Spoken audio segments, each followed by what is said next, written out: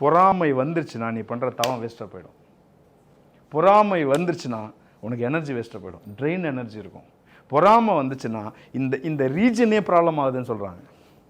உங்களோட மணிப்புராலேருந்து அநாகத்து வரைக்கும் ப்ராப்ளம் ஆகுதுன்னு சொல்கிறாங்க. புத்தர் அதனால தான் சொல்கிறாரு, கோவம் பொறாமை இது ரெண்டுத்தையும் விட்டுட்டினாலே யூ கேன் ரீச். இஸ்லாமில் ரம்ஜான் டைமில், நோன்பு டைமில் பொறாமைங்கிறது ஹராம், செய்யவே கூடாது. ஏன் பரமன் நீங்கள் சொல்லுங்களேன். இந்த உலகத்தில் நடக்க, இப்போ ஸ்பிரிச்சுவலாக பேசுவோம் நம்ம, இந்த உலகத்தில் நடக்கிற எல்லாமே இறைவனுடைய செயலால் நடக்குதா? சொல்லுங்கள். நீங்கள் நான் மீட் பண்ணது, உங்களுக்கு குழந்தை பிறந்தது, உங்களுக்கு கல்யாணம் ஆனது, அதுக்கு தான் பரமன் தேடிட்டு இருக்கேன்.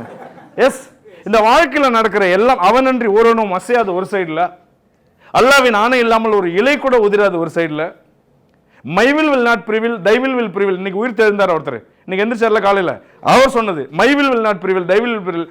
அப்போ இது எல்லாமே இறைவனுடைய கருணையால் நடக்குதுன்னா நீங்கள் ஒருத்தனை பார்த்து பொறாமப்படுறீங்கல்ல, அவனுக்கு கிடைச்ச அந்த வெற்றி யாரால் நடந்தது இருக்கா? எஸ். அப்போ நீ அதை ஏற்றுக்க முடியலன்னா நீ யாரை ஏற்றுக்கல? அதனால இஸ்லாமில் அது ஹராம். ஒருத்தனுக்கு கிடைச்சதை உன்னால் ஏற்றுக்க முடியல அப்படின்னா நீ ஆக்சுவலாக இறைவனுக்கு அகைன்ஸ்டாக போகிற. அதுக்கு பின்னாடி அவனுடைய உழைப்பு இருக்கலாம், முயற்சி இருக்கலாம், எல்லாமே இருக்கலாம். ஸோ என்னதான் பர்மன் செய்யணும்? நெக்ஸ்ட் 1 month அதான் கோல். அடுத்த வளர்ச்சி பாதை வரைக்கும் பர்மன் கஷ்டம், முயற்சி பண்ணுவோம். நம்மளை மீறி வரும். இது மனிதனுடைய எனர்ஜி. அதாவது எப்படி சொல்லியிருக்காங்கன்னா இஸ்லாமிய கிறிஸ்டியானிட்டிலையும் எல்லா நேரமும் சாத்தான் அவன் பக்கத்தில் இருந்துகிட்டு இருப்பான், எல்லா நேரமும் கூட இருந்துக்கிட்டே இருப்பான். அவன் என்ன செய்வான்? நீ நல்ல வழி போகிறேன்னா எப்படியாவது கெடுக்கலான்னு. நான் உங்கள் ஃப்ரெண்டுங்களை சொல்லப்பா, அதில் சொல்லியிருக்காங்க அப்படி, ரைட்டா?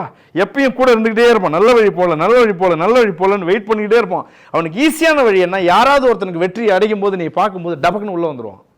உள்ளே வந்துட்டான்னா அவனுடைய வேலை முடிஞ்சு போச்சு. இன்ஃபேக்ட் உள்ளே போட்டுட்டு அவர் பாட்டுக்கு போயிடுவார். இனிமே நீ எப்படி நீ போகிற பார்ப்போம், உன் பாதையை நான் முடிச்சிடுறேன்.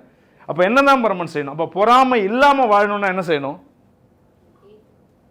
இன்னொருத்தவங்களோட வெற்றியை கொண்டாடு, அவ்வளோதான் விஷயம். நீ ஒன்றுமே பண்ண. Very good, I get inspire. In fact inspire ஆகிட்டினாலே எனக்கும் அதே மாதிரி பண்ணணும்னு ஆசை வரும், நானும் அதே மாதிரி பண்ணணும்னு ஆசை வரும்.